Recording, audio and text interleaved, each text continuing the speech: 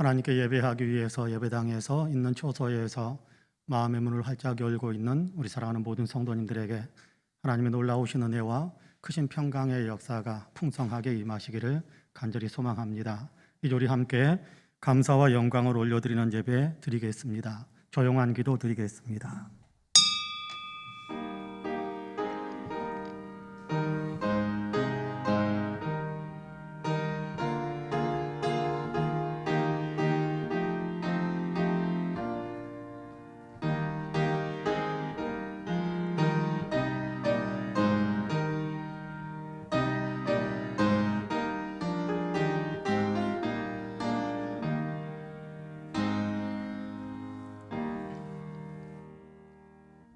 온 땅이여 여호와께 즐거운 찬송을 부를지어다. 기쁨으로 여호와를 섬기며 노래하면서 그의 앞에 나아갈지어다. 감사함으로 그의 문에 들어가며 찬송함으로 그의 궁정에 들어가서 그에게 감사하며 그의 이름을 송축할지어다. 은혜와 사랑이 풍성하신 하나님, 거룩한 주일을 저희에게 허락하시고 하나님께 예배할 수 있도록 귀한 자리에 서게 하심을 감사합니다. 주님 앞에 섰사오니 주님 우리를 있는 모습 그대로 받아 주옵시고 우리가 드리는 예배를 향기롭게 흠양해 주옵소서.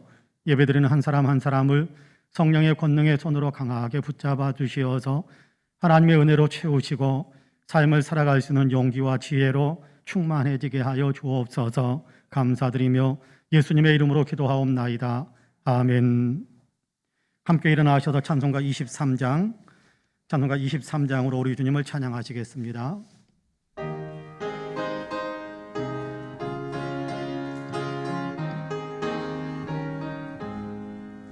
한 입이 내게 있으면 그 입 다 가지고 내 구주 주시는 종을 늘 찬송하겠네. 내 은혜로신 하나님 날 도와주시고 그 크신 영광 널리 펴 달게 하소서. 내 주의 귀한 이름이 날 위로하시고 이 귀의 음악 같으니 참 희락되도다. 내 죄의 권세 깨뜨려 그 결박 붙이고 이 추한 마음을 비로소 고청케 하셨네. 아멘. 성시교독은 교독문 69번입니다. 교독문 69번입니다. 너희는 눈을 들어 높이 들어 누가 이 모든 것을 창조하였나 보라.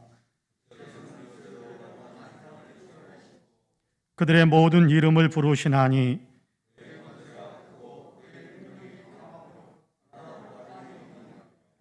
야곱아 어찌하여 내가 말하며 이스라엘아 내가 이르기를 내 길은 여호와께 숨겨졌으며 너는 알지 못하였느냐 듣지 못하였느냐 영원하신 하나님 여호와 땅끝까지 창조하신 이는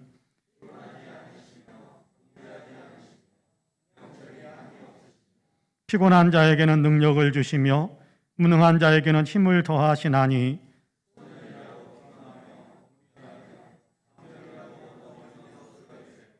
오직 여호와를 앙망하는 자는 새 힘을 얻으리니 다른 박질하여도 곤비하지 아니하겠고 걸어가도 피곤하지 아니하리로다. 아멘. 주보에 있는 고백과 간구의 기도를 하나님께 드리겠습니다. 함께 기도합니다. 긍휼이 풍성하신 하나님 아버지, 지나온 우리 삶의 흔적들을 돌아보며 겸손히 머리를 조아립니다. 받은 은혜가 너무도 많음을 고백합니다. 받은 사랑과 축복도 갚을 수 없이 크고 많음을 고백합니다. 이 은혜와 사랑을 받으면서 나는 무엇을 하였나 생각하니 진실로 죄송하고 부끄러울 뿐임을 고백합니다. 주님께 받은 것으로 우리는 나를 높이려고 애썼고 주님께서 주신 것으로 우리는 나만을 위해 사용하는 데 집중했음을 고백합니다. 하나님의 영광을 위해 사용하지 못했고 주님의 몸된 교회를 위해 사용하는 데 인색했습니다. 하나님께서 사랑하라고 내 옆에 두신 이웃에게 온정을 베푸는데도 인색했음을 고백합니다. 내가 준 것으로 무엇을 했니? 라고 주님이 물으신다면 대답할 말이 없습니다. 오 주님, 저희를 불쌍히 여겨 주시옵소서. 주님의 은혜에 감사하며 마땅히 해야 할 헌신과 사랑의 삶을 열심히 살 수 있게 하여 주시옵소서. 아멘. 개인의 고백과 간구를 하나님께 드립니다.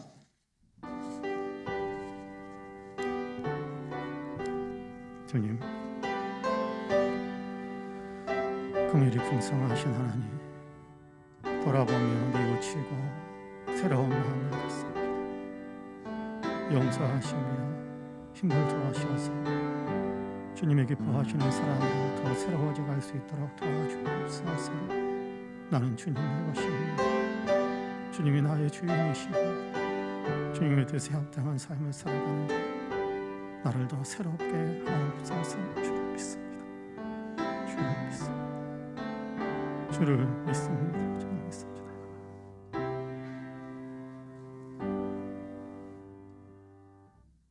이제 그리스도 예수 안에 있는 자에게는 결코 정죄함이 없나니 이는 그리스도 예수 안에 있는 생명의 성령의 법이 죄와 사망의 법에서 너를 해방하였습니다.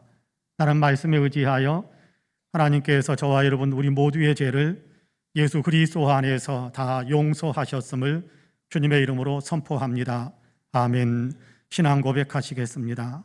전능하사 천지를 만드신 하나님 아버지를 내가 믿사오며 그 외아들 우리 주 예수 그리스도를 믿사오니 이는 성령으로 잉태하사 동정녀 마리아에게 나시고 본디오 빌라도에게 고난을 받으사 십자가에 못 박혀 죽으시고 장사한 지 사흘 만에 죽은 자 가운데에서 다시 살아나시며 하늘에 오르사 전능하신 하나님 우편에 앉아 계시다가 저리로서 산 자와 죽은 자를 심판하러 오시리라.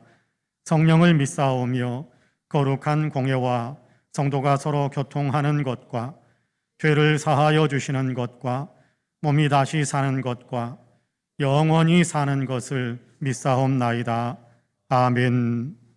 다 함께 자리에 앉으셔서 찬송가 453장으로 우리 주님을 찬양하시겠습니다.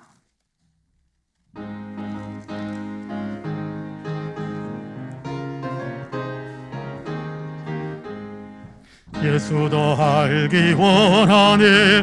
크고도 넓은 은혜와 계속해 주신 사랑을 간절히 알기 원하네. 내 평생의 소원, 내 평생의 소원, 계속해 주신 사랑을 간절히 알기 원하네. 성령이 스승되셔서 진리를 가르치시고 거룩한 뜻을 깨달아 예수를 알게 하소서. 내 평생의 소원, 내 평생의 소원, 계속해 주신 사랑을 간절히 알기 원하네. 성령의 감화 받아서 하나님 말씀 배우니 그 말씀 한 절 한 절이 내 맘에 교훈되도다. 내 평생의 소원, 내 평생의 소원, 계속해 주신 사랑을 간절히 알기 원하네. 예수가 계신 보좌는 영광에 둘려 있도다. 평화의 왕이 오시니 그 나라 왕성하도다. 내 평생의 소원, 내 평생의 소원, 계속해 주신 사랑을 간절히 알기 원하네. 아멘. 예배를 위해서 양두석 장로님께서 기도하겠습니다. 사랑과 은혜가 풍성하신 하나님, 매일의 삶 속에 하늘의 충만한 복을 내려주시고 주님의 무한하신 은혜와 사랑으로 저희들의 삶을 감싸주시니 참으로 감사를 드립니다. 거룩하고 복된 주일에 하나님의 보좌 앞에 모여서 영과 진리로 예배하게 하시니 감사를 드립니다. 오랜 시간 지속되는 코로나19로 인하여 모든 성도들이 예배당에 모일 수 없는 안타까운 시기를 지나고 있지만, 예배당에서나 가정에서 같은 시간에 같은 마음으로 예배하는 저희에게 성령 충만함을 허락하셔서 예수 그리스도의 이름으로 하나 되어 주님 앞에 참된 예배로 나아가는 복된 은혜의 시간이 되게 하옵소서. 이 시간 세상 속에서 살면서 지치고 상한 마음을 온전히 주님의 십자가 앞에 다 내려놓는 시간이 되게 하시고, 전심으로 주님 앞에 통회하고 자복하는 회개로 말미암아 예수 그리스도의 보혈의 능력으로 정결케 되는 시간이 되게 하옵소서. 주님을 예배하는 가운데 살아계신 주님의 얼굴을 믿음으로 바라보게 하시며 저희에게 말씀하시는 하나님의 음성을 마음을 열어 듣게 하옵소서. 예배를 통하여 세상이 줄 수 없는 참된 기쁨과 평안을 누리게 하시고 위로부터 내려오는 하늘의 충만한 평강과 위로를 경험하는 귀한 예배 시간이 되게 하옵소서. 우리의 연약함 가운데 역사하시는 하나님 아버지, 이 세상 속에서 살아갈 때 믿음을 지키며 하나님의 백성답게 사는 일이 때로는 쉽지 않은 일처럼 느껴지기도 합니다. 세상의 환난과 어려움은 우리의 믿음을 뒤흔들기도 하고 우리의 마음을 낙심케 할 때도 있습니다. 하지만 부족한 믿음의 자리 속에서 능력의 하나님께 부르짖지 못하고 전심으로 기도하지 못했던 저희의 믿음 없는 모습을 돌아봅니다. 우리는 주님의 마음을 담지 못하고 허영과 시기와 미움으로 가득 찬 생활을 하기도 하였고, 서로 사랑하라고 하셨던 주님의 가르침을 멀리하고 우리 자신의 욕망대로 살기도 하였습니다. 우리의 미약한 지혜와 물질의 힘을 믿고 이웃을 사랑하는 데에도 인색하였던 우리 삶 속에서의 모든 허물과 죄를 고백하오니 용서하여 주옵소서. 교만했던 저희가 이 예배를 통해서 주님의 겸손하신 모습을 담기를 원하오니 이 시간 주님의 높으신 뜻과 섭리를 깨달아 주님의 말씀대로 사는 귀한 자녀들이 될 수 있도록 도와주시옵소서. 우리 모두는 오직 하나님의 은혜로만 살아가는 존재임을 다시 한번 알게 하시며 하나님을 전적으로 의지하는 겸손의 마음을 허락하여 주옵소서. 특별히 저희의 심령 속에 오직 예수 그리스도의 생명과 마음을 부어주셔서 주님께서 주신 힘과 능력으로 하나님의 뜻을 온전히 이루면서 살아가는 저희들의 삶이 되게 하여 주옵소서. 주님, 이 시간 저희는 세상에서 이 모양 저 모양으로 찢기고 상한 마음을 그대로 가지고 나왔습니다. 위로해 주시고 힘과 용기를 더하여 주시옵소서. 이 시간 말씀을 통하여 큰 은혜를 받기 원합니다. 행여나 세상 염려와 근심 때문에 말씀의 통로가 막히지 않도록 우리들의 마음을 열어 주시옵소서. 한 영혼도 은혜에서 소외되지 않고 저희 모두가 예배를 통하여 주님을 만나게 하옵소서. 그래서 구원의 확신을 견고히 하고 부르심을 따라 살기로 결단하는 소중한 시간이 되게 하옵소서. 말씀을 믿는 자 속에서 역사하시는 하나님, 이 시간 박지희 목사님이 말씀을 증거하실 때 성령의 능력과 감동으로 전하시게 하시고 영육간의 강건한 가운데 은혜롭고 능력 있는 말씀을 전하도록 성령께서 도와주시옵소서. 말씀을 전하실 때 우리 마음의 움직임이 일어나게 하시고 듣는 귀와 깨닫는 지혜를 주시옵소서. 전하시는 말씀이 우리 삶의 길이 되고 빛이 되고 우리 삶의 목표가 되어 소망을 얻고 기쁨으로 삶을 사는 은혜의 역사가 있게 하옵소서. 담임 목사님을 도와 교회를 섬기는 윤여민 부목사님을 주님의 장중에 붙들어 주셔서 영육간에 강건케 하시고 성령으로 충만케 하옵소서. 또한 교회 곳곳에서 섬기는 손길들을 기억하시고 은혜와 복을 내려 주옵소서. 우리의 예배를 기쁘게 연락하여 주시기를 원하오며 거룩하신 우리 주 예수 그리스도 이름으로 기도드립니다. 아멘.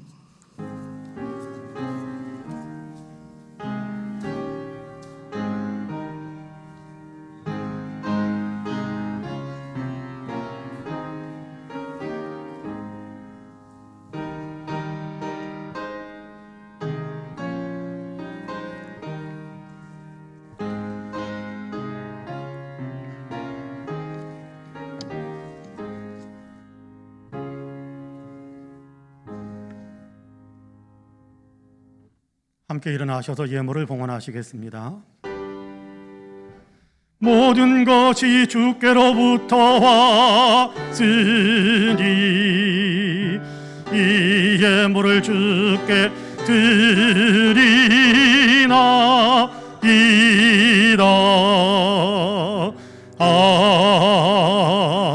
아멘. 참 좋으신 하나님, 우리의 삶에 놀라운 은혜와 사랑과 축복으로 역사하시니 참으로 감사합니다. 예배드리면서 주님께 무엇으로 그 은혜에 보답할까 하나님 고민하며 우리에게 허락하신 것들 가운데 정성껏 구분하여 여기 거룩한 예물로 하나님께 봉헌합니다. 11조와 감사의 예물, 일천번제와 주일 예물, 선교헌금, 장학헌금, 구제헌금, 건축헌금으로 강단의 꽃을 위한 예물로 배단인 집을 위한 귀한 헌금으로 주님 앞에 올려드립니다. 주님 향기롭게 흠향해 주옵시고 주님의 권능으로 친히 붙드셔서 오병이어처럼 수많은 사람을 먹이고 살리는 일을 이루며 하나님 나라를 확장시키고 교회가 부흥하는 열매가 맺혀지게 하여 주옵소서. 예물을 드리는 사랑하는 성도들 위해 은혜의 은혜를 더하시기를 원합니다. 감사하는 마음에 감사할 수 있는 일들이 더 많아질 수 있도록 도와주시고 헌신하는 사랑하는 마음들 위해 주님께서 책임져 주시고 선하고 축복으로 이끄시는 귀한 역사들이 더 풍성해질 수 있게 하여 주옵소서. 가정마다 행복한 웃음꽃이 가득하게 하여 주시고 자녀손들에게도 축복의 아름다운 결실들이 많이 맺혀지게 하여 주시고 하나님 온전히 고궁화되어지는 가정, 이웃까지 복음화시키는 놀라운 역사들이 우리 사랑하는 성도들 삶 속에서 나타나게 하여 주옵소서. 병환으로 인하여 고통을 겪고 있는 분들, 기력이 떨어져 있는 어르신들, 이런저런 꿈을 가지고 있는 모든 사람들 하나님께서 복을 내리셔서 적절한 은혜로 붙들어 주시사 좋은 것으로 소원이 만족되게 하여 주옵소서. 감사드리며 예수님의 이름으로 기도하옵나이다. 아멘. 교회 소식을 말씀드리겠습니다. 여러분 공예배 회복을 위해서 많이 기도해 주시고 또 우리가 방역 지침을 또 철저하게 잘 지켜주시기를 부탁을 드리겠습니다. 사회적 거리두기 4단계가 계속 유지되고 있지요. 이웃의 건강과 사회적인 안전을 위해서 우리 교회는 방역 지침에 방역 당국의 지도를 따라서 예배당 좌석수의 10%의 참석의 대면과 또 가정에서 또 있는 처소에서 영상으로 드리는 비대면 예배를 병합해서 드리고 있습니다. 중요한 것은 예배드리는 우리의 마음의 자세가 늘 하나님을 향하여 열려 있어야 한다라는 건데요. 여러분 예배에 더 집중할 수 있는 우리 모두가 되기를 간절히 원합니다. 여러분 주보에 배단위 집을 위한 헌금이라는 헌금 봉투가 하나씩 끼워져 있을 겁니다. 오늘이 배단위 집을 위해서 봉헌 예물을 드리는 그런 날이기도 합니다. 배단위 집은 우리가 다 알고 있겠지만 평생을 주님을 위해서 사역을 하다가 은퇴하셨는데 부양해 줄 수 있는 어떤 누구도 없어서 이렇게 홀로 있는 분들 몇 분이 이쪽에 이렇게 1차산 쪽에 배단위 집이라는 조그만 교단에서 만들어 놓은 조그만 집에서 공동 생활을 하고 있습니다. 이분들은 생활력이 없는 분들이지요. 그래서 1년에 한 차례씩 우리 교단이 같이 그분들을 위해서 봉헌하는 그런 시간을 갖습니다. 보통 오후 예배 헌신 예배로 드렸었는데 작년에도 그렇게 우리가 하지 못했고 그래서 낮 예배 때 그냥 봉헌하는 시간을 맞춰 갖고 헌금을 그들에게 보내드려야 되겠다. 그러면 그 모아진 것으로 1년을 사십니다. 그런데 모든 교회들이 다 참석하는 것은 아닙니다. 수도권에 있는 몇몇 교회만 참석하는 것 같아요.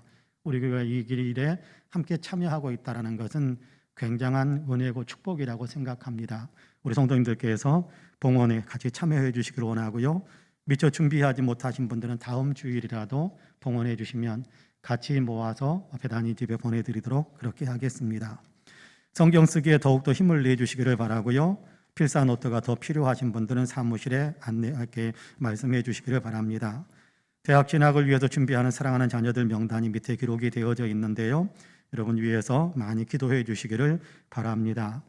오늘 오후 3시에 송파 여성문화회관 옆에 조금만 예배 처소를 마련해서 오래전부터 예배를 드리고 있습니다마는 공식적으로 한국기독교장로회 교단에 참여하는 그런 창립 예배를 드리게 됩니다.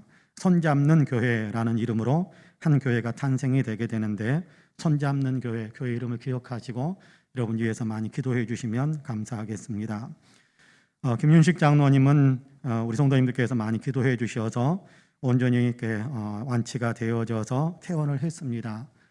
그런데 우리 성도님들에게 누가 되는 것이 있어서는 안 되겠다 싶어서 아마 당분간은 예배에 참석하지 않으실 것 같습니다. 영상으로 예배를 드리고 있을 텐데요. 더욱 건강하시기를 위해서 많이 기도해 주시면 감사하겠습니다. 최영애 집사님은 아마 오늘 퇴원하시는 것 같습니다. 근데 완전히 나아서 퇴원하시는 것은 아니고 이렇게 황달이 일단 다 잡혀서 오늘 퇴원하시고 11월, 12월 초에 아마 이렇게 수술 날짜를 잡고 퇴원을 하시는 것 같습니다. 그 자세한 내용들을 여러분 나중에 말씀드릴 기회가 있으면 말씀을 드리겠습니다만은 저는 기적이다라고 생각을 합니다. 하나님이 참으로 사랑하시는구나 그런 생각을 하는데 여러분께 온전한 회복을 위해서도 좀 많이 기도해 주시면 감사하겠습니다. 그리고 우리 교회 청소년부에서 유영현이라는 학생이 고등학교 2학년인데 우리나라 청소년 주니어부에서 유도를 가장 잘하는 선수로 1등을 했습니다. 그래서 세계대회에 곧 참석하게 됩니다. 위해서 여러분 많이 기도해 주시고, 류지용이라는 학생이 보드 타는 일, 애들 장난인 줄 아는 이게 스포츠 종목이거든요. 근데 이 보드 타는 일 국가대표의 선발전에 아마 참여하게 되는 것 같습니다. 여러분 그만큼 실력이 있다는 건데요. 이 두 학생을 위해서도 많이 기도해 주시면 감사하겠습니다. 그리고 여수에서 생활하고 있는 이희원 집사님이 아이들과 함께 서울에 올라와서 예배에 같이 참석했네요. 집사님 아이들은 위에 있는 것 같고 우리 이희원 집사님이 참석했는데 여러분 축복의 박수 한번 해주시면 좋겠습니다. 네, 감사합니다. 네. 그리고 한 달쯤 됐는데 제가 광고를 이렇게 못 드렸던 것 같아요. 정선순 권사님 둘째 손녀가 딸을 낳았어요. 그러니까 정선순 권사님에게는 증손녀가 탄생이 된 겁니다. 증손자도 있는데 증손녀가 이제 또 태어났습니다. 한 달 거의 다 되어가는 것 같습니다. 축복하는 박수 우리 권사님에게 한번 해주시면 좋겠습니다. 손녀딸이 축복받을 일인데 네, 감사합니다. 이번 주간에 또 생신 맞으신 분들이 있는데요. 최인선 청년, 이남복 장로님, 김혜진 집사님, 서경열 장로님, 황호연 장로님입니다. 여러분께 장로 생신 맞으신 분들을 위해서 축복하는 박수 한번 뜨겁게 해주시면 감사하겠습니다. 네. 축하드립니다. 축복합니다. 이상 교회 소식을 말씀드렸습니다. 이제 오늘 우리에게 준 하나님의 말씀을 봉독하겠습니다. 디모데후서 3장입니다. 디모데후서 3장 14절에서 17절까지의 말씀입니다.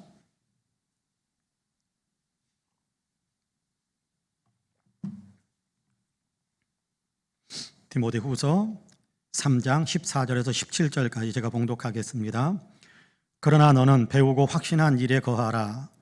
너는 내가 누구에게서 배운 것을 알며 또 어려서부터 성경을 알았나니 성경은 능히 너로 하여금 그리스도 예수 안에 있는 믿음으로 말미암아 구원에 이르는 지혜가 있게 하느니라. 모든 성경은 하나님의 감동으로 된 것으로 교훈과 책망과 바르게 함과 의로 교육하기에 유익하니 이는 하나님의 사람으로 온전하게 하며 모든 선한 일을 행할 능력을 갖추게 하려 함이라. 아멘. 이 말씀에 큰 은혜가 있기를 원합니다. 할렐루야. 옆에 있는 분들과 눈으로만 인사 한번 합시다. 하나님이 당신을 참 사랑하십니다. 눈으로만 인사 한번 합시다. 하나님이 당신을 참 사랑하십니다. 나도 당신을 사랑합니다. 눈으로 한 번 더 인사할까요? 나도 당신을 사랑합니다. 눈으로 한 번만 더 인사합시다. 당신 참 괜찮은 사람입니다. 네, 참 괜찮은 사람입니다. 성경에만 이스라엘 나라라는 이름이 나오는 것은 아니고 현재에도 이스라엘이라는 나라가 존속하고 있습니다. 이스라엘이라는 나라는 중동 상류국들에 둘러싸여 있으면서도 석유가 한 방울도 나오지 않는 나라였습니다. 이로 인한 고통은 너무나도 컸지요. 왜냐하면 이스라엘을 미워하는 중동의 산유국들이 이스라엘에게는 석유 공급을 안 하는 겁니다. 그러니까 얼마나 힘들었겠습니까? 우회로 또 다른 외부에 있는 나라들에서 싣고 와야 되고, 그러니까 얼마나 많이 힘들었겠습니까? 그런데 지금은 이스라엘은 오히려 석유를 이웃 나라인 이집트나 요르단 등에 수출하는 나라가 되었습니다.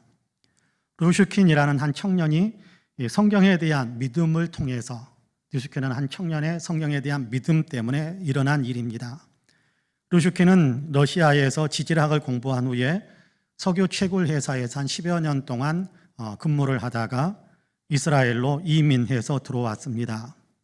이스라엘에 들어와 봤더니 산유국들에 둘러싸여 있으면서도 정작 이스라엘 땅에서는 기름이 한 방울도 나지 않는다라는 것이 도저히 받아들일 수가 없는 그런 현실이었습니다.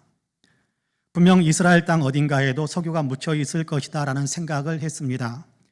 그래서 어디에 석유가 묻혀 있을 것인가라는 것을 생각하다가 성경을 찾기 시작했습니다. 구약 성경을 읽기 시작했는데 모세가 세상을 떠나기 전 백성들을 위해 축복하는 그런 말씀이 기록되어져 있는 신명기 33장을 읽으면서 거기까지 읽어가다가 24절쯤에서 이런 말씀을 만나게 됩니다. 아셀에 대하여는, 아셀 지파에 대한 이야기죠. 아셀에 대하여는 일렀으되 아셀은 아들들 중에 더 복을 받으며 그의 형제들에게 기쁨이 되며 그의 발이 기름에 잠기리로다 라는 말씀을 읽으면서 그는 무릎을 쳤답니다. 발이 기름에 잠기리로다. 기름에 발이 잠기게 된다. 이건 틀림없이 아셀 지파의 땅에 기름, 석유가 있다라는 것을 알려주시는 말씀이다라는 확신을 하게 됩니다. 그때부터 노후한 장비를 들고 아셀 지파의 땅을 탐사하기 시작했습니다. 단번에 석유를 발견해낸 것은 아니었습니다. 두 번째 해도 실패하고 세 번째 해도 실패하고 1년을 실패하고 5년을 실패하고 18년을 실패했습니다. 18년 동안이나 계속해서 탐사를 했지만 기름을 발견하지 못한 겁니다. 지치고 힘들어서 포기할 만도 한데 그러나 그는 성경 말씀에 대한 믿음을 가지고 인내하면서 계속해서 탐사를 하다가 마침내 18년 만에 드디어 석유를 찾았습니다. 그것도 이스라엘이 100년을 사용할 수 있는 많은 양의 유전을 발견하게 된 겁니다. 이로 인해 이스라엘 정부는 더 적극적으로 탐사에 참여하게 되었고 아셀 지파와 이스라엘 12지파의 땅이 분배된 곳을 보면 아셀 지파가 있고 바로 밑에는 스불론 지파가 있습니다. 해안가를 따라서 아셀 지파가 있고 바로 밑에 스불론 지파가 있는데 계속해서 탐사를 하다가 아셀 지파와 스불론 지파의 땅과 그리고 그 옆에 있는 해안에서 많은 천연가스와 그리고 세계에서 매장량이 두 번째로 많은 그런 유전을 발견하게 됩니다. 그래서 2010년부터 본격적으로 석유를 채굴하고 천연가스를 또 이렇게 채굴해내기 시작한 겁니다. 성경 말씀을 믿은 한 사람의 믿음으로 이스라엘은 이제 아주 강력한 산유국이 된 것입니다. 성경은 위대한 책입니다. 성경이 위대한 책인 것은 석유를 찾게 해 주어서만은 아닙니다. 석유를 발견하게 한 것도 대단한 일이지만 성경에는 석유보다 더 소중한 보배들이 담겨져 있습니다. 믿음으로 읽는 사람들은 성경 안에 있는 그 보배들을 자기의 것으로 누리면서 살아가고 있습니다. 오늘 우리가 읽은 디모데후서 3장은 성경에 대해서 가르쳐주고 있어요. 우리가 곁에 두고 있는 이 성경이 무엇이고 이 성경이 어떤 일을 하고 이 성경을 우리가 어떻게 대해야 할 것인가에 대한 이야기를 우리에게 들려줍니다. 앞에서 말씀드렸던 누슈킨이라는 사람은 믿음으로 성경을 대함으로 이스라엘 땅에서 석유를 발견하는 지혜를 얻기도 했는데요. 우리도 믿음으로 성경을 읽는다면 성경 안에 있는 이 더 놀라운 보배들을 우리의 것으로 얻을 수 있게 될 것입니다.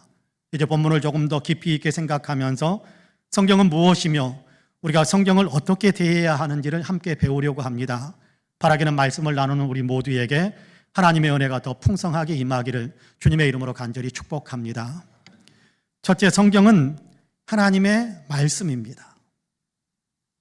여러분, 성경은 하나님의 말씀이에요. 이건 굉장히 중요한 겁니다.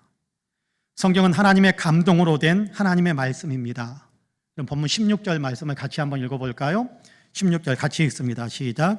모든 성경은 하나님의 감동으로 된 것으로 교훈과 책망과 바르게 함과 의로 교육하기에 유익하니. 할렐루야. 모든 성경은 하나님의 감동으로 된 것이다. 그렇게 우리에게 가르쳐주고 있습니다. 여기 감동으로 되어졌다라는 말은 헬라어로 데오푸뉴스토스라고 되어 있습니다. 하나의 단어인데 이걸 번역한 말이 하나님의 감동이라는 표현으로 되어 있는 건데요.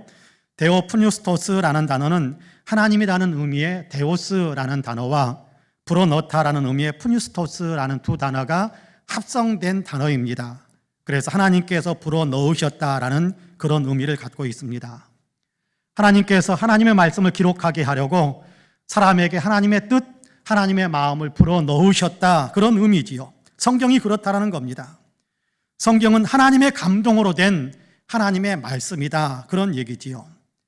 베드로후서 1장 20절과 21절에서는 또 이렇게 말씀합니다. 먼저 할 것은 성경을 가르치는데요.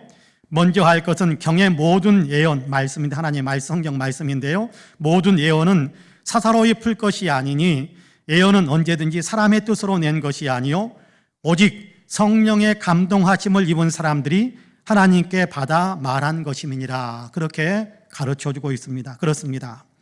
성경의 예언, 다시 말해서 하나님의 말씀인데요. 성경은 성령의 감동하심을 입은 사람들이 하나님께로부터 받아서 기록해서 우리에게 전해준 것이다, 그런 얘기입니다. 하나님께서 기록하기 원하는 내용을 성령의 감동을 통해서 사람들에게 불어넣어 주시니까 성령의 영감을 받은 사람들이 그것을 기록해 놓은 것이 바로 성경 말씀, 하나님의 말씀이다라고 이야기하는 겁니다. 성경은 하나님께 받아서 기록한 하나님의 말씀이라는 거지요. 그렇습니다. 사람이 기록했지만, 사람의 글로 기록했지만 성경은 하나님의 감동으로 된, 하나님께서 기록할 내용을 불어넣어 주셔서 기록하게 하신 하나님의 말씀입니다. 창세기부터 요한계시록까지 성경은 66권의 작은 책들이 하나로 묶어져 있는 그런 책인데요. 창세기가 기록된 때부터 요한계시록 기록된 때까지, 성경 66권이 기록된 때까지 그 기간들은 약 1600년의 시간이 걸렸다라고 성경을 연구하는 학자들이 그렇게 밝혀냈습니다. 66권을 기록하는데 동원된 사람은, 하나님의 감동에 붙잡혀서 성경을 기록한 사람은 39명 또는 40명, 약 40명 그렇게 이야기합니다. 이 40명 가운데는, 이 40명 몇 면을 살펴보면 어떤 사람은 왕도 있고, 어떤 사람은 농부도 있고, 어떤 사람은 예언자도 있고, 어떤 사람들은 어부도 있고 등등 다양한 신분의 사람들이었다라는 사실을 알게 됩니다. 이들은 서로 모릅니다. 서로를 모릅니다. 서로를 모른 채 각기 다른 시대에 살았습니다. 1600년 그 가운데 중간중간에 다른 시대에 살았고, 장소도 전혀 다른 장소에서 하나님의 감동에 사로잡혀서 글을 썼습니다. 놀라운 사실은요, 이렇게 다른 시대, 다른 장소에서 다른 사람들이 썼는데도 성경 66권은 전체적으로 그 주제와 그 내용이 일치합니다. 흐트러짐이 없습니다. 놀라운 일이지 않겠습니까? 어떻게 이것이 가능할 수 있겠습니까? 하나님께서 각 사람에게 하나님의 뜻과 하나님의 마음과 하나님께서 기록하게 하실 내용들을 성령을 통해서 불어넣어 주시니까 그것을 사람들이 받아서 기록하다 보니까 성경은 1600년 동안이나 사람들이 여러 곳에서 흩어져서 같이 모여서 기록한 적이 없는데 40여 명이 그렇게 다른 장소에서 기록했는데도 불구하고 그 내용과 주제가 일치하고 있는 겁니다.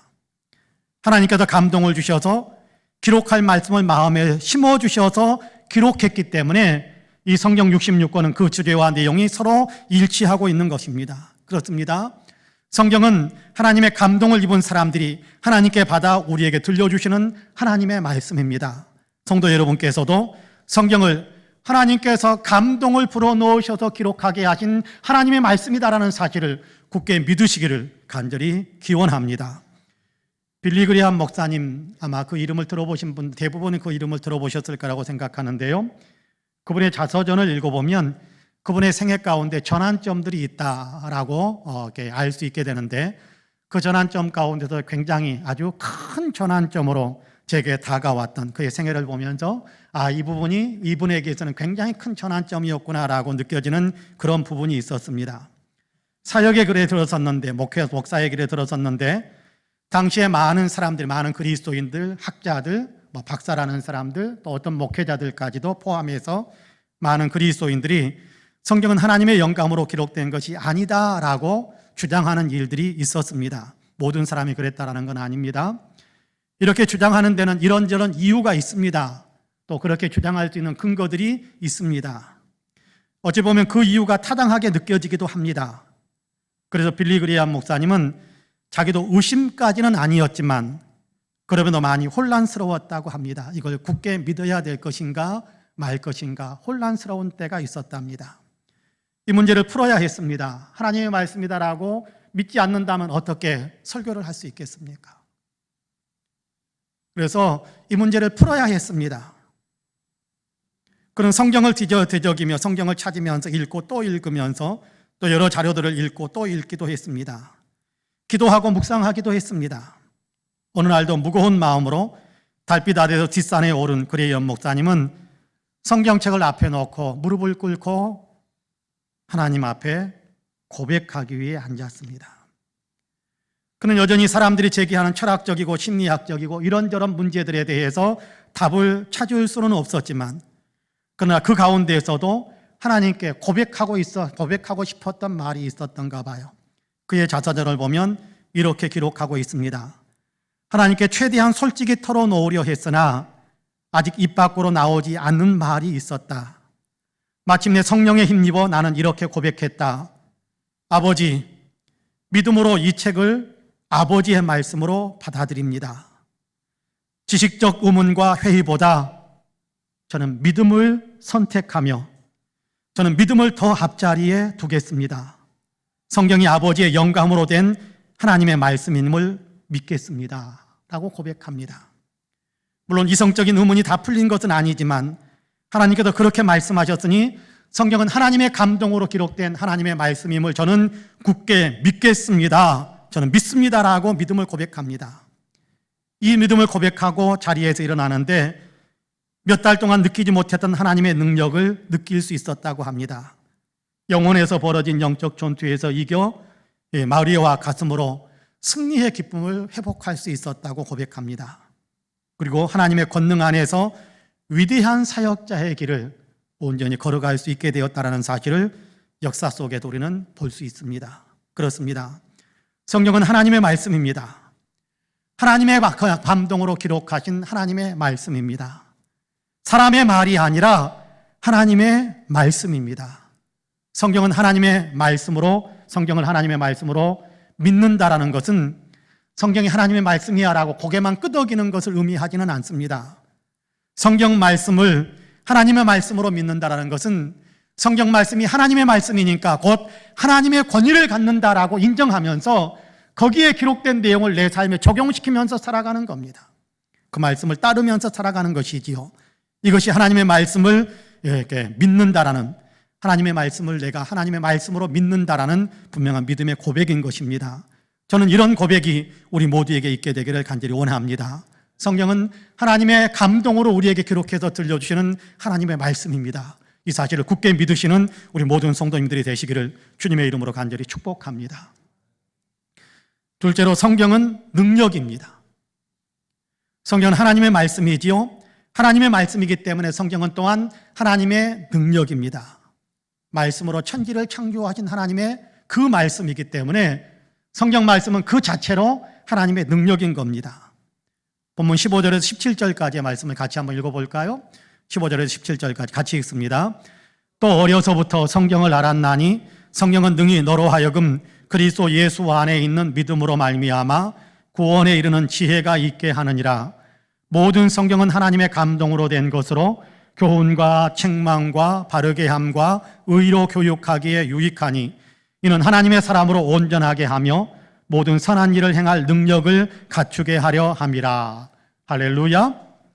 성경이 갖고 있는 매우 중요한 능력에 대해서 가르쳐 줍니다. 성경은 하나님의 말씀이거든요. 살아계신 하나님의 살아있는 말씀입니다. 살아있는 말씀은 살아있는 말씀인 성경은 능히 이런 일을 이룬다라고 우리에게 가르쳐 주고 있는데요. 하나는 사람들에게 구원의 지혜를 주는 일을 한다, 그렇게 이야기합니다. 사람들에게 구원 얻을 수 있는 지혜를 주는 그 능력이 성경 안에 있다라는 것이거든요. 성경은 능히 너로 하여금 그리스도 예수 안에 있는 믿음으로 말미암아 구원에 이르는 지혜가 있게 하느니라, 그렇게 말씀하고 있지 않습니까? 그렇습니다. 성경은 예수님을 가르쳐 줍니다. 예수님이 어떤 분이신지, 어떤 일을 하셨는지를 가르쳐 줍니다. 예수님의 십자가를 가르쳐주고 예수님이 왜 십자가를 지셔야 했는지를 가르쳐주고 그 십자가 안에서 어떤 일이 이루어졌는지를 가르쳐주고 예수님은 부활하셨으며 다시 오실 것에 대한 분명한 내용들, 예수님에 대한 가르침을 우리에게 들려줍니다. 그리고 예수님을 믿도록 우리에게 감동을 주십니다. 구소련에서 사역하던 선교사님에게 어느 날 낯선 사람이 찾아와서 세례를 베풀어 달라고 요청을 했습니다.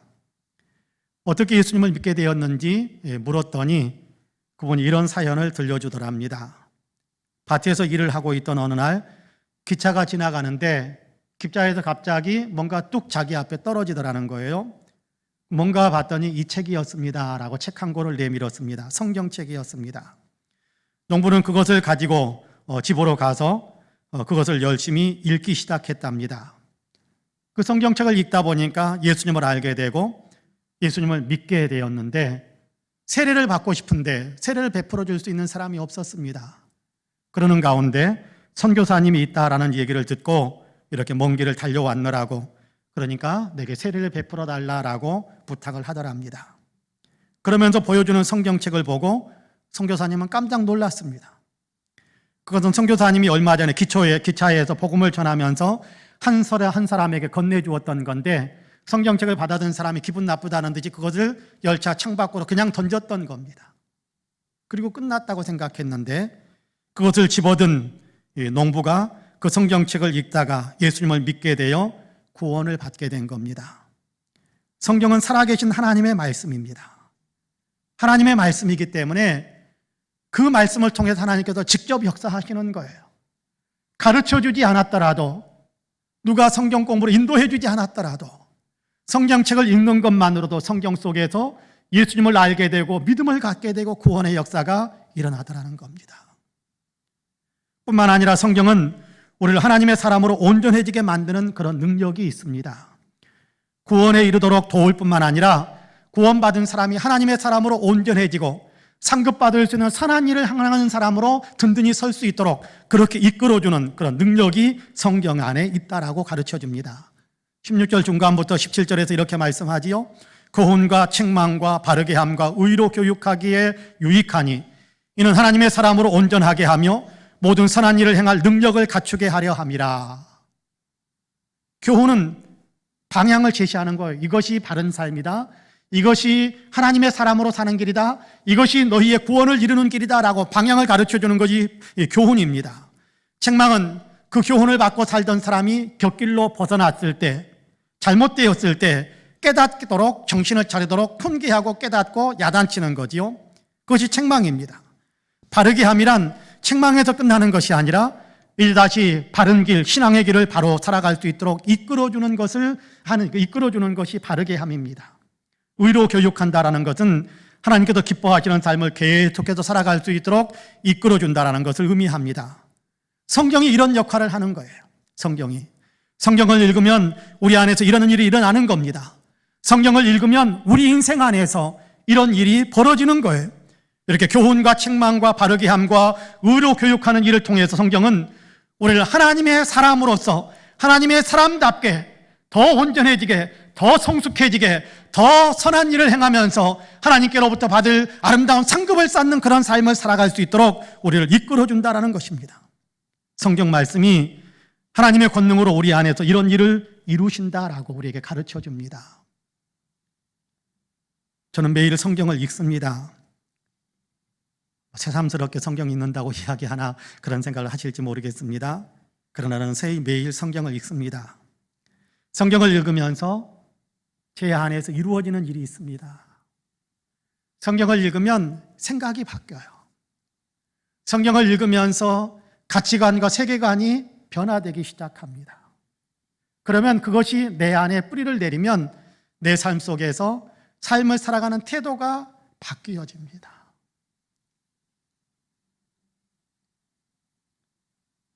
성경 말씀에 내 자신을 늘 비추어 보게 되는데 그러다 보면 제게 있는 모난 부분들도 많이 깨닫기도 합니다. 교만하고 순간을 잘 참지 못하는 다혈질적인 성격인데 특별히 나는 마음이 온유하고 겸손하니 내게 와서 나를 배우라라고 말씀하시는 주님의 말씀을 더 많이 생각하려고 했습니다. 이 말씀이 나의 속사람을 많이 변화시키고 있습니다. 다른 사람을 이해하려는 폭을 조금씩 더 넓어지게 만들고 다른 사람을 배려하려는 마음을 더 풍성하게 갖도록 그렇게 내 속에서 역사를 일으키고 있습니다. 물론 아직 한참 멀었습니다. 그러면서 성경을 읽고 묵상하는 가운데 예전에 비해서는 더 많이 겸손해지고 더 많이 온유하게 사람들을 대해주고 품어주려는 마음이 예전보다는 훨씬 더 커지고 있는 것이 사실입니다. 저는 이 사실을 깨닫습니다. 느끼곤 합니다. 하나님의 말씀인 성경이 내 안에서 살아 역사하고 있기 때문입니다. 하나님의 사람으로 조금이나마 더 성숙해지도록 이끌어주는 것이지요. 제 안에서만 이런 일을 이룬다라고 저는 생각하지 않습니다. 저는 우리 성도님들 가운데서도 믿음의 사람답게 변화되어져 가는 사람들의 삶의 태도들을 또 그렇게 살아가는 삶의 모습들을 많이 보고 있습니다. 말씀이 많이 적용되고 있는 분들이 제 눈에 많이 보입니다. 더 많은 사람들이 이렇게 말씀의 능력에 붙잡혀서 더욱 성숙한 믿음의 사람으로 성숙해지기를 간절히 원합니다. 말씀을 접하면, 말씀을 가까이 하면, 말씀을 읽어가면 그것이 내 안에서 나를 변화시켜요. 나를 변화시켜요. 이거는요, 말씀을 가까이 해보는 사람이면 누구나 느낍니다만, 그러나 말씀을 가까이 하지 않는 사람은 결코 느끼지 못하는 것입니다. 말씀을 먹으면, 말씀을 읽으면, 말씀을 가까이 하면 그 말씀이 내 안에서 내 생각과 내 가치관과 삶의 태도를 변화시키는 놀라운 역사를 만들어요. 그래서 하나님의 사람답게 더욱 성숙한 믿음의 사람으로, 그래서 하나님께서 기뻐하시는 일을 행할 수 있는 사람으로, 그렇게 능력 있는 사람으로 그렇게 내 자신을 변화시킨다라는 겁니다. 그렇습니다. 성경은 우리를 하나님의 사람으로 온전하게 변화시킵니다. 성경은 하나님의 말씀이거든요. 하나님의 말씀은 살았고 운동력이 있어서 지금도 우리의 생각과 우리의 어떤 생활의 태도와 우리의 시몬골수의 모든 것들을 다 찔러 쪼개면서 변화시키는, 치유하시는 능력이거든요. 누구나 성경 말씀을 읽기만 하면, 누구나 성경 말씀을 묵상하면 누구나 이런 일들을 경험할 수 있게 되는 것입니다. 그렇습니다. 바라기는 우리 모든 성도님들은 성경을 늘 묵상하심으로 구원받은 사람답게 하나님의 사람으로 더 온전해지는 아름다운 성숙의 믿음의 사람으로 든든히 서가기를 주님의 이름으로 간절히 축복합니다. 마지막으로 성경을 사용해야 합니다. 성경을 사용하라고 합니다. 성경이 하나님의 말씀이요, 성경이 우리의 생명을 구원하고 우리를 하나님의 사람으로 온전하게 만드는 능력이라면 우리는 그것을 사용해서 성경 안에는 석유를 발견한 것보다 더 위대한 보배들이 있는데 그 보배를 누려야 하지 않겠습니까?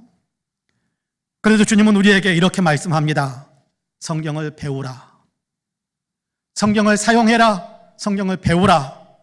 성경을 확신하고 성경 안에 있는 가르침으로 너의 삶을 변화시켜라 라고 이야기하는 겁니다. 여러분 14절 말씀을 같이 한번 읽어볼까요?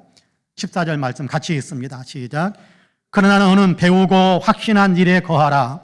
너는 내가 누구에게도 배운 것을 알며. 할렐루야. 너는 배우고 확신한 일에 거하라 라고 하십니다. 여기 배우라라는 얘기는 신앙생활의 일반적인 모든 것들을 다 배우라라는 말씀인데요, 신앙생활의 모든 것은 성경에 근거하고 있지 않습니까? 성경에 있습니다. 그러므로 여기 배우라라는 말은 성경을 배우라라는 말과 연결되어지는 것이지요. 배우고 확신하라. 배우고 배운 바 진리를 삶에 적용하라. 그렇게 이야기합니다. 성경을 배우는 길은 어려운 것이 아닙니다. 성경을 우리는 너무 어렵다고 이야기하는데 전혀 어렵지 않습니다. 성령께서 깨닫게 하시는데 뭐가 어렵겠습니까? 내가 깨달아야 한다고 한다면 어려운 부분도 있겠습니다만은 성령께서 깨닫게 하시거든요. 성령께서 이해하게 하시거든요. 읽어가다 보면 이해가 되어지거든요. 한 번에 이해 안 되면 두 번 읽고, 두 번에 이해 안 되면 세 번 읽고, 그러다 보면 성령께서 이해하고 깨닫고 그 의미를 파악하게 하시는 은혜를 베풀어줘. 어렵지 않아요. 성경을 배우는 길은 절대 어렵지 않습니다. 누구나 마음만 먹으면 누구든지 성경을 배우고 성경을 사용할 수 있습니다. 가장 단순한 방법 가운데 하나는 성경 말씀을 듣는 겁니다. 성경 말씀을 듣기, 성경 말씀을 듣는 겁니다. 최근에 권사님 한 분이 요즘은 눈이 많이 안 좋아져서 책을 읽는데 너무 눈이 쉽게 피로해지니까 성경을 읽을 수가 없어서 성경 말씀을 녹음한 프로그램을 구입해서 그것을 틀어놓고 늘 듣는다라고 말씀을 하시더군요. 제가 너무 잘하신다라고 칭찬했습니다. 정말 잘하시는 겁니다. 성경 말씀을 읽는 것이 힘들면 성경 말씀을 기록한 그 성경 말씀을 녹음한 그 프로그램들을 틀어놓고 그 말씀에 조용히 귀를 기울여 보는 거예요. 그냥 소기에 격리듯이 그냥 흘려 듣는 것 말고 그냥 들어보는 겁니다. 아, 이렇게 말씀하시는구나. 성경 말씀을 듣는 것이 성경을 배우는 것입니다. 다음에는 성경을 직접 내 눈으로 읽는 것입니다. 두 번째 방법은 성경을 읽는 거지요. 성경을 내 눈으로 직접 찬찬히 읽어보는 겁니다. 성경을 읽을 때 색연필 같은 것을 가지고 은혜가 되는 말씀이 있으면 밑줄을 그어보고, 밑줄 그은 말씀을 2번이고 3번이고 계속해서 몇 번씩 더 그 자리에서 여러 번 반복해서 읽다가 또 계속해서 읽어가기도 하는 것입니다. 성경을 읽는 것, 성경을 공부하는 것, 성경을 배우는 것입니다. 세 번째는 성경을 연구하는 겁니다. 공부하는 거지요. 성경을 읽으면서 궁금한 것이 있으면 알만한 사람에게 물어보거나 목회자들에게 물어보면서 배우는 겁니다.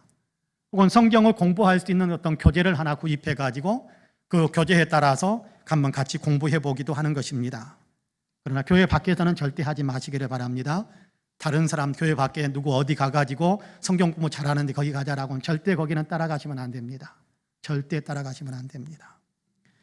성경을 공부하는 것, 성경을 공부하는 것, 여러분 성경을 연구하는 것, 이것이 성경을 배우는 방법이기도 합니다. 다음으로는 암송하는 방법도 있습니다.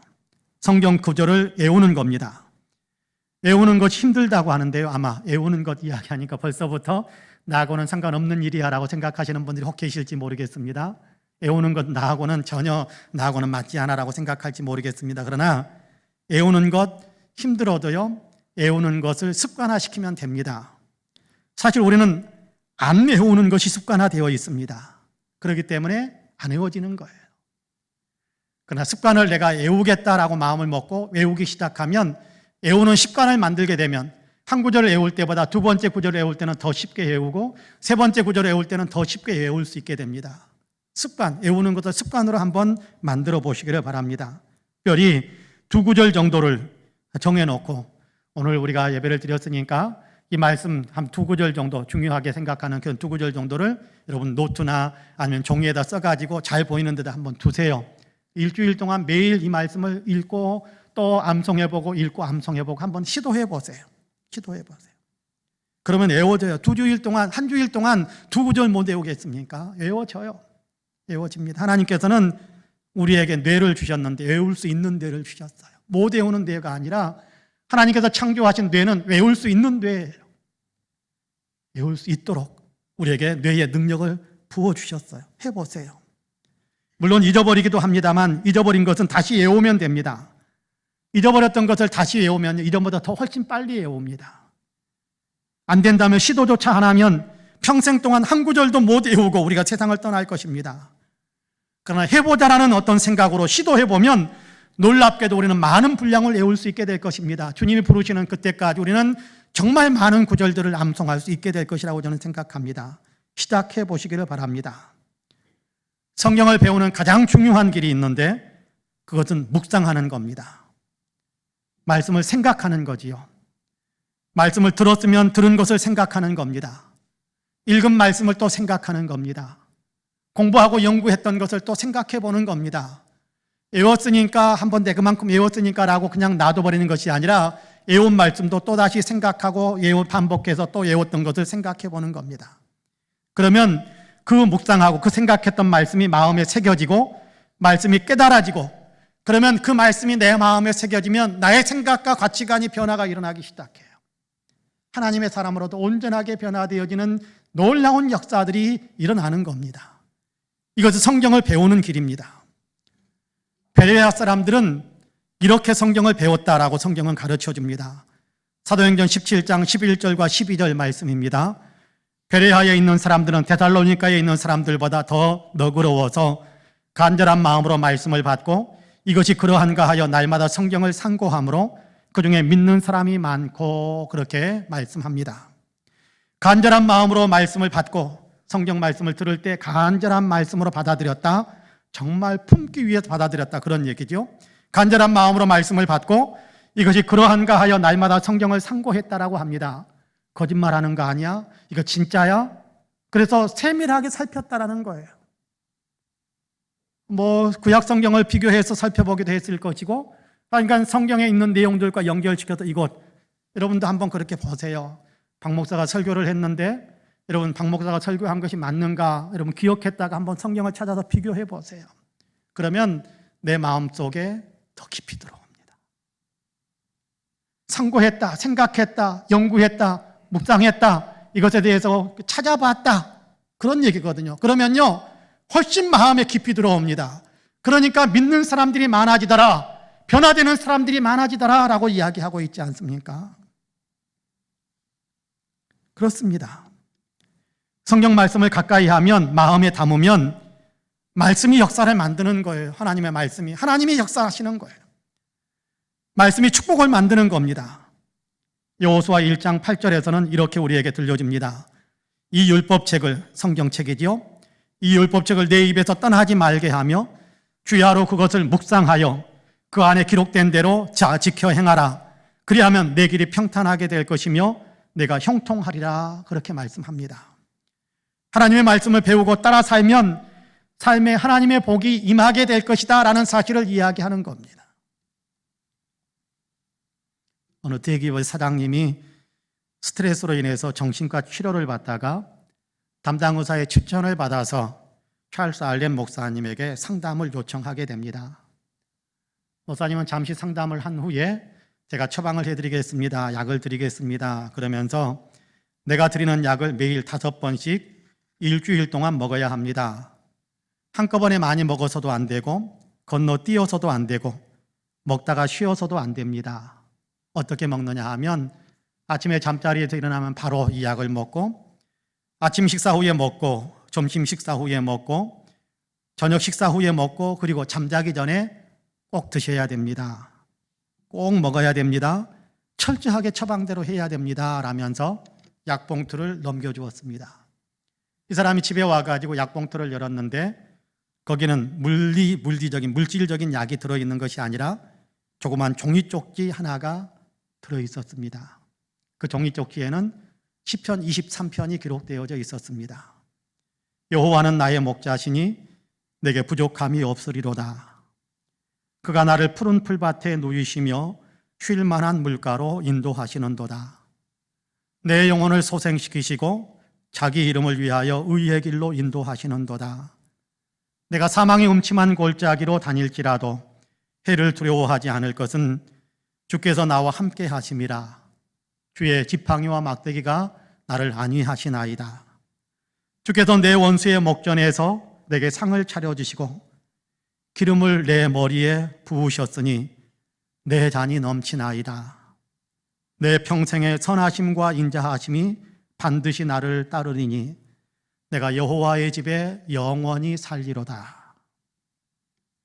그 쪽지를 받아들고 처음에는 어이가 없었습니다. 장난하나.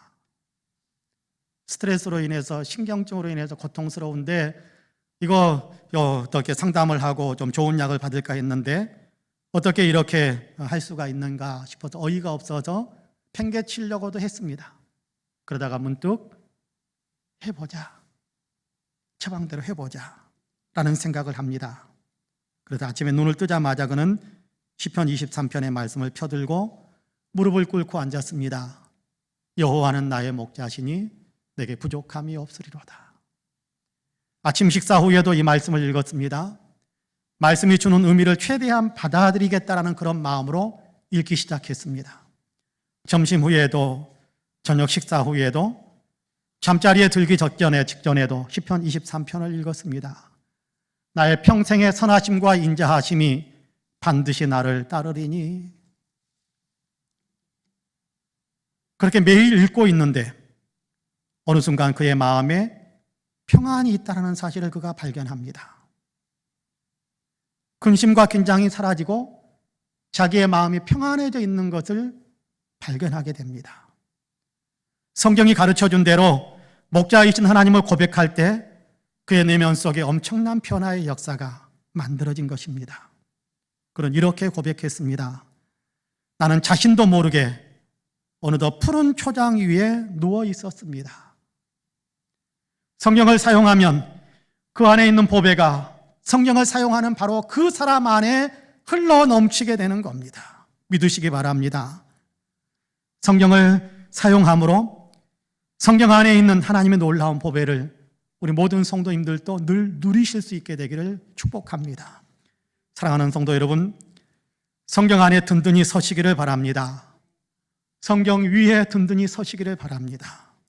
성경은 하나님의 말씀입니다. 성경은 하나님의 말씀이기 때문에 그 말씀에 하나님의 능력이 있습니다. 성경을 배우고 그 말씀을 확신하시기를 바랍니다. 틀림없이 하나님의 큰 복을 누리게 될 것입니다. 생명의 복, 하나님이 주시는 놀랍고 신비한 복을 누리게 될 것입니다. 영적인 복뿐만 아니라 하나님께서 가르쳐 주시는 지침들을 따르다 보면 세상 속에서도 우리가 얻게 되는 놀라운 축복의 열매들이 맺히게 되는 것, 수많은 사람들이 간증하는 것을 저는 읽습니다. 그렇습니다. 바라기는 성경을 통해 하나님의 큰 복을 풍성하게 누리는 저와 여러분이 다 되시기를 주님의 이름으로 간절히 축복합니다. 아멘. 기도하겠습니다. 은혜와 사랑이 풍성하신 하나님, 우리에게 그리스도 예수를 주시고 그리스도 예수를 담고 있는 특별 계신 성경 말씀을 또한 우리에게 주셔서 감사합니다. 이 성경 말씀을 통해 하나님의 마음을 알고 이 성경 말씀을 통해서 믿음의 길을 알고 이 세상에서 어떻게 살아갈 때 하나님께서 영적인 복을 주시고 또 육적인 복도 허락하시는지를 성경을 통해서 우리로 하여금 배울 수 있도록 길을 열어주셔서 감사합니다. 성경 안에 든든히 서기만 하면 하나님께서 예비하시는 신비하고 놀라운 위대한 보배들을 우리의 삶 속에서 풍성히 누리게 될 텐데 우리가 그동안 성경 말씀을 너무 등한시 여겼지 않았는지, 너무 무시하고 외면하고 있지는 않았는지 생각합니다. 이 시간 말씀을 통해서 다시 한번 우리의 심령을 새롭게 하오니 성경이 하나님의 말씀이기에 하나님 대하듯이 존귀하게 여기며 하나님 성경 말씀 속에 하나님의 능력이 있다는 사실을 알기에 읽으면서 하나님의 능력들을 체험하고 성경 말씀을 늘 사용함으로 주님께서 약속하신 위대한 축복 속에 더 깊이 들어가는 우리 모든 성도님들이 다 될 수 있도록 역사해 주옵소서. 감사드리며 예수님의 이름으로 기도하옵나이다. 아멘. 함께 일어나셔서 찬송가 202장으로 우리 주님을 찬양하시겠습니다.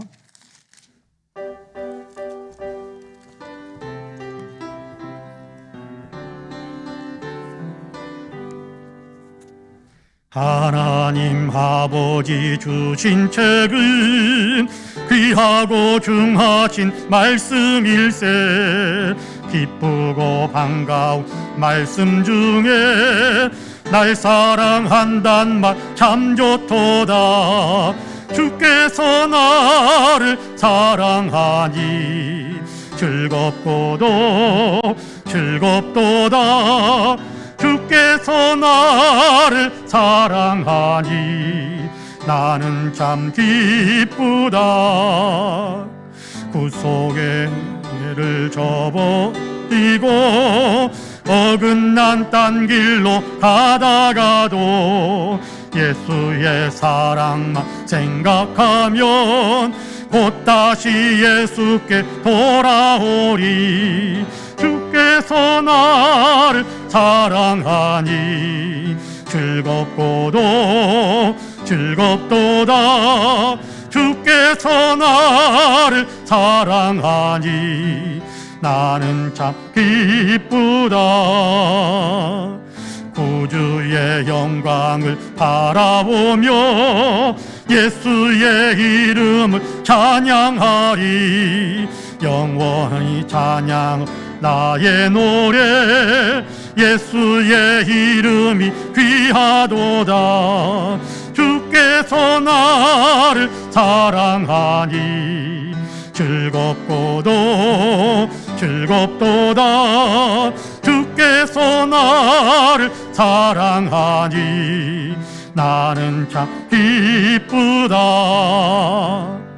주 예수 날 사랑하시오니 마귀 예수를 사랑하네. 날 구원하시려 내려오사 십자가 위에서 죽으셨네. 주께서 나를 사랑하니 즐겁도다. 주께서 나를 사랑하니 나는 참 기쁘다. 주 예수 날 사랑하시오니 마귀가 놀라서 물러가네. 주 나를 이렇게 사랑하니 그 사랑 어떻게 보답할까. 주께서 나를 사랑하니 즐겁도다. 주께서 나를 사랑하니 나는 참 기쁘다. 아멘.